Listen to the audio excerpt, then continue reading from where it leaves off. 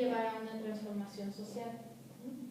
A diferencia de las visiones estructuralistas referente a la mitología y la religión, el postestructuralismo sostiene que podría haber una relación directa entre la manera en que se maneja la sociedad y la manera en que se empieza a crear un imaginario. No sé si han escuchado hablar en algún momento sobre el imaginario, el concepto del imaginario, ¿sí?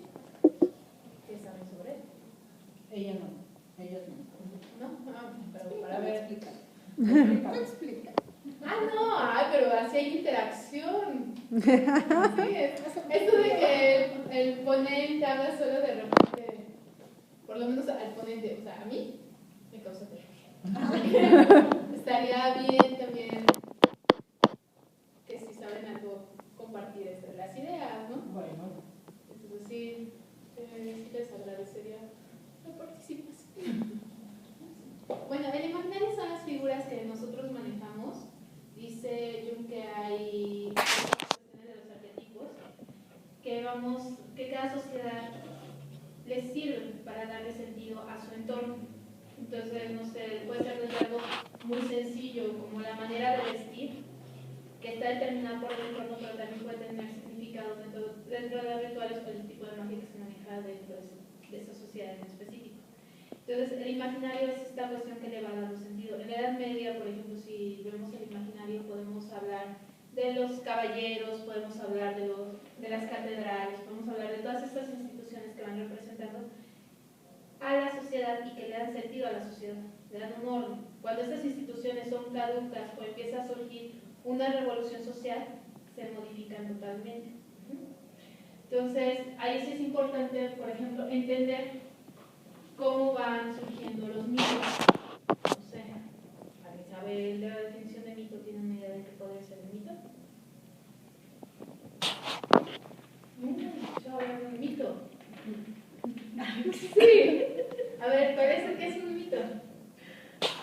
La acepción etimológica. La acepción etimológica, por favor. Relato.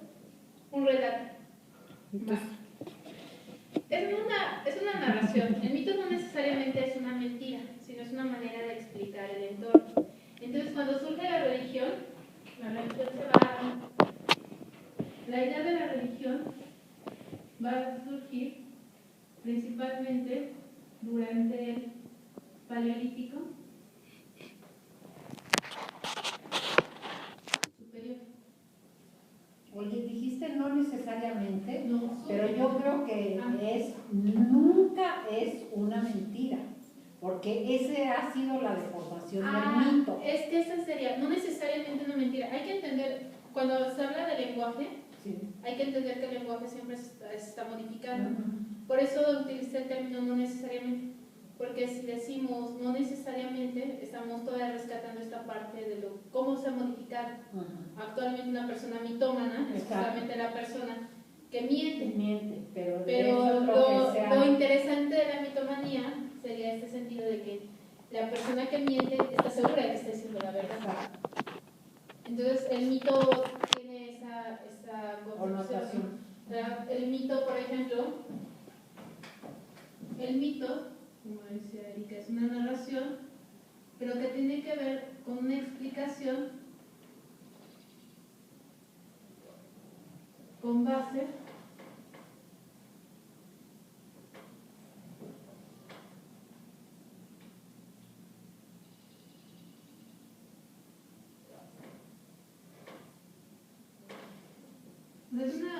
es una explicación de la realidad con base en seres sobrenaturales o fenómenos sobrenaturales. A la persona que crea un mito o un mito no pretende engañar, o sea, no te estoy mintiendo o no te estoy engañando. Al final de cuentas, el engaño necesariamente requiere que también sepa la verdad. En este sentido, el mito solamente me permite explicar esta parte de la realidad que se me muestra de manera difusa, que yo no puedo entender en su totalidad, que es un misterio. Eso va a ser muy importante cuando en la antigua Grecia se vaya recuperando en el orfismo, en los misterios de leyes y en concepciones de ese tipo. Entonces, en el Paleolítico superior se empieza a dar ya la religión como una base. Entonces tenemos una religión naturalista. Cuando hablamos de religión naturalista estamos hablando de esta adoración, por ejemplo, a los árboles, a los animales, cuestiones de este tipo. Entonces, hay la creencia, durante el Paleolítico Superior, hay una diosa, o se habla de la diosa cósmica panteísta. ¿Sí saben qué significa cosmos? ¿Qué es el cosmos? ¿Qué es? Es todo nuestro entorno. El entorno. Va. Viene muy ruda, ¿no? Cuando hablamos del cosmos, Me cuestiona. hablamos en el sentido griego. De oyente. Aquí no hay oyentes. Aquí no hay oyentes, ¿no? Ay, hay que participar. Sí, sí, lo siento.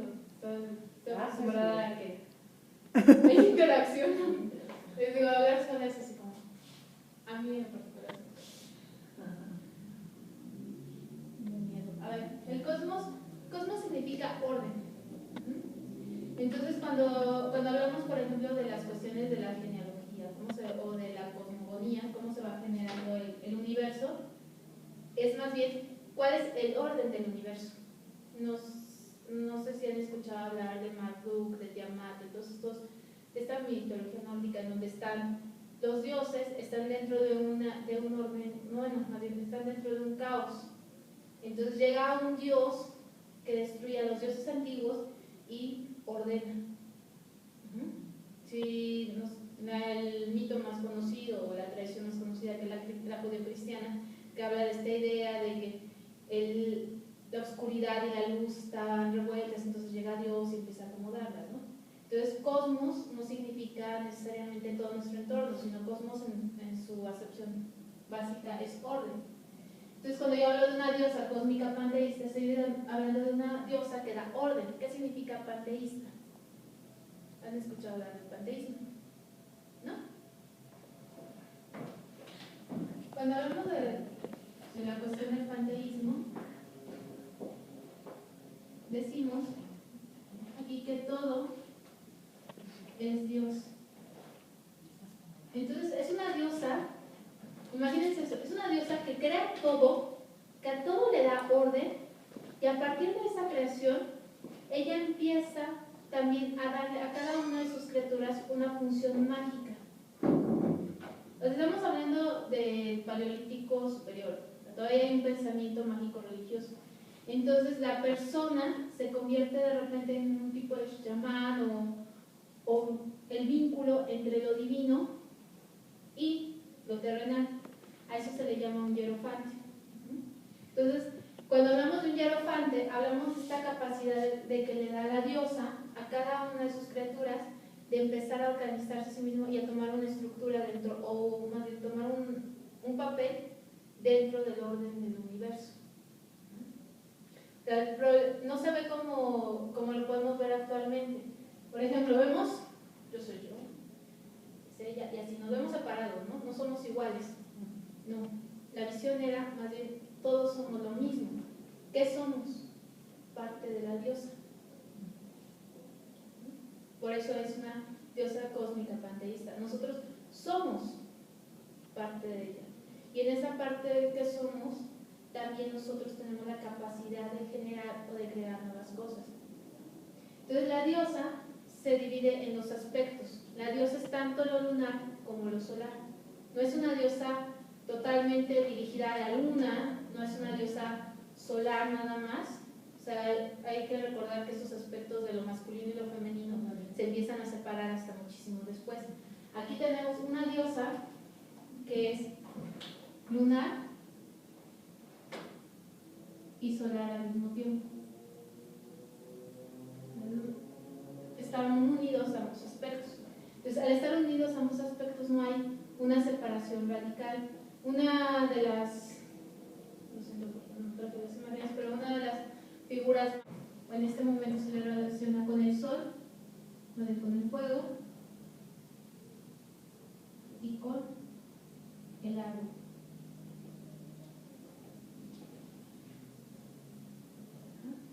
¿Qué es el fuego? ¿Qué características tiene el fuego? Calor. Calor. El fuego destruye, pero así como destruye, así transforma. Entonces la diosa es capaz de destruir todo, pero también transformar. El fuego, al ser calor, también representa la vida. Entonces, son características que se le dan principalmente a la mujer, ¿no? La mujer que puede dar vida a los demás seres. Entonces, a partir de esa creación, a partir de ese poder dar vida a este tipo de deidades, se le empiezan a dar esas características. La mujer en ese aspecto es la que tiene la fuerza. El hombre queda como, sí, parte de la deidad, pero queda a un lado. La mujer es lo más importante en ese aspecto. Por eso se relaciona con el fuego, porque la mujer va generando. Mircea Eliade dice que en las antiguas tradiciones los guerreros, todos los demás recuerdan cómo las hechiceras eran las que tenían el poder del fuego, pero al final de cuentas el hombre es quien se lo quita. Entonces el hombre le quita el fuego a la mujer y el hombre se lo apropia, pero el fuego no es originario del hombre, sino es de la mujer. Sí, en un principio era matriarcado. Sí, en ese sentido también la visión es totalmente de diosas. Si nosotros vamos a revisar un poco la mitología griega, cuando Zeus va casándose con mortales y con otros semidioses, o sea, el Zeus promiscuo que conocemos todo el mundo, creo que cualquier hombre, algunos desearían estar en el lugar de Zeus. Este Zeus promiscuo lo casaba o tenía o dominaba a la diosa donde los griegos iban dominando. O sea, los pueblos que iban dominando tenían diosas y las casaban con ellos. O sea, iban directamente. Pero ya era patriarcal en ese momento. Sí, ya, para los griegos. Sí. Porque los griegos son los que van a dar esa separación. Esa separación se empieza a dar, o sea, lo podemos ver desde Egipto. Cuando tenemos las estatuas de los faraones y todo lo demás, podemos ver cómo la figura central siempre es más grande y se van haciendo diferencias, ¿no? En cuanto a los tamaños. Entonces, esta ley de la isofalia, dentro de la escultura, va marcando la diferencia entre la mujer y el hombre. De hecho, Hatshepsut, o Makara, que era la única faraona que tuvieron en su momento, o sea, prácticamente queda desterrada, ¿no?, de la historia. Bueno, y después Cleopatra. Pero ya tenemos ahí otra situación. Las dinastías ya va cambiando, ¿no? Pero ahí lo interesante es como un poco con lo que hacen con Akenatón, sí, que lo tratan totalmente de destruir, también lo hacen con ella. O sea, y hasta la escultura, ¿no? La manera en que está hecho su templo es muy diferente a las pirámides, porque son figuras diferentes, pero todavía no hay esa separación. Aquí todavía estamos hablando de una diosa que todavía posee el fuego, y el fuego es dado a las mujeres. Entonces tenemos todas estas imágenes donde una persona que es, no sé, un hombre transvesti, una cuestión de homosexualidad y todo, está bien vista, al contrario, lo deseable, porque no hay esos tabúes que están estableciendo y que Freud va a manejar muy bien más adelante, ¿no?, de los cuales va a hablar. Y también hay la teoría de que en un principio el hombre no se daba cuenta de que él era también el portador de vida, sino que nada más los niños nacían y decían, la que dio vida fue la mujer. Ellos no se sentían parte de que eran portadores de vida, ¿no? De esa cuestión. Cuando el hombre empieza a darse cuenta, es cuando se da cuenta también que puede empezar a quitarle ese poder. O sea, hay una desacralización de la figura, porque cuando se empieza a desacralizar la figura de la mujer, el hombre empieza a aprovechar esa cuestión para empezar a sacralizarse a sí mismo. Entonces empieza aquí dioses ya más masculinos, dioses con características que tienen que ver ya con lo masculino, y se empieza a dar esta separación radical entre un punto y el otro. Entonces, primero es el fuego. La diosa tenía esta característica de ser el fuego, la creadora. Más adelante también va a relacionarse, por ejemplo, con el árbol de la vida. O sea, el árbol que representa las diferentes en los diferentes niveles cósmicos. Entonces tenemos las raíces que llegan al inframundo y conectan el inframundo. O sea, no hay infierno propiamente porque el infierno se va a crear más adelante. Eso se lo debemos al buen Dante, esas imágenes del diablo que está lastimando almas y sacrificando almas, todo. Eso es Dante. Aquí hay inframundo y el inframundo no es negativo, al contrario. Gracias al inframundo, gracias a que ahí están los ancestros, yo sé lo que voy a hacer, yo sé lo que soy. Sin la memoria de mis ancestros yo no soy lo que yo soy y no sé lo que puedo llegar a ser. Por eso es importante los rituales hacia los ancestros. Inclusive si estos no se llegasen a conocer, se iban creando, se les atribuían ancestros a las personas. Y eso creo que en ese aspecto no se ha modificado mucho, que digamos, ¿no? Creo que más bien el problema es que hemos perdido bastante de esa tradición. Entonces se relaciona con el inframundo, se relaciona con aquello que está oculto, aquello que corresponde más bien a la sensación, a la intuición. El tronco es lo que une con el cielo. El tronco es más bien la parte que nos tocaría a nosotros, la parte mundana. Y las ramas corresponden a lo divino. Entonces, en ese aspecto, también la mujer tenía esa característica. Era la generadora de vida, pero también en ella se guardaba un misterio que tenía que ser necesariamente inefable. Porque no se podía mencionar, no se podía conocer.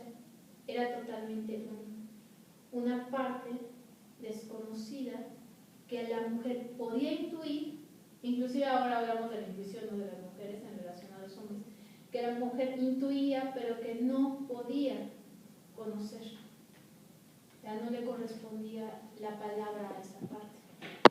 Entonces, por eso a esa parte le corresponde el ritual, la magia.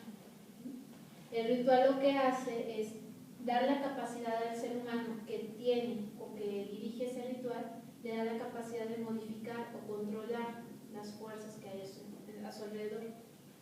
Y era importante en ese sentido, ¿no?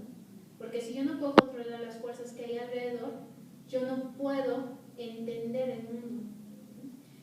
No está esta idea tampoco que todo era magia, sí podían, y sí en la religión también surge en ese aspecto de la observación, ¿no?, de darte cuenta de que hay leyes naturales, de que hay día, de que hay noche, de las constelaciones. O sea, hay teorías que sostienen que las pinturas rupestres eran más bien constelaciones, ¿no?, que están representando las constelaciones, están representando observaciones sobre el cielo, sino que lo que tenía que tener aquí el hombre también era esa parte mistérica, esa parte del misterio, también poderla modificar, también poderla controlar, y de esa manera regresar. Mircea Eliade en el Eterno Retorno el Eterno Retorno, en este librito, maneja esta idea de que nosotros siempre estamos regresando. O sea, el hecho del ritual lo que hace es regresarnos a un espacio de inicio para volver a renacer y mantener la vida como está. Entonces, si yo no puedo renacer, yo no puedo mantener la vida. Si yo no puedo mantener la vida, no olvido todo lo que soy. Y si olvido todo lo que soy, estoy condenado. Estoy condenado a estar perdido. ¿Si han leído alguna vez sobre la relación de Gilgamesh con Enkidu? Esta idea de que después de que muere Enkidu lo ve totalmente perdido, y Gilgamesh cae ese de, Dios mío, eso no es lo que yo no quiero para mí, ¿no? O sea, lo peor que puede pasar a una persona es perderse porque ya no recuerda lo que fue, o lo que le hacen Nefertiti, cuando le cosen los oídos, le cosen los oídos, los ojos, la boca, y le quitan su cartucho para que no pueda recordar en otra vida quién es, ¿no? Entonces es lo peor que puede pasar. Entonces lo que hace el ritual es mantener ese orden. O sea, lo que yo quiero es mantener el orden para mantener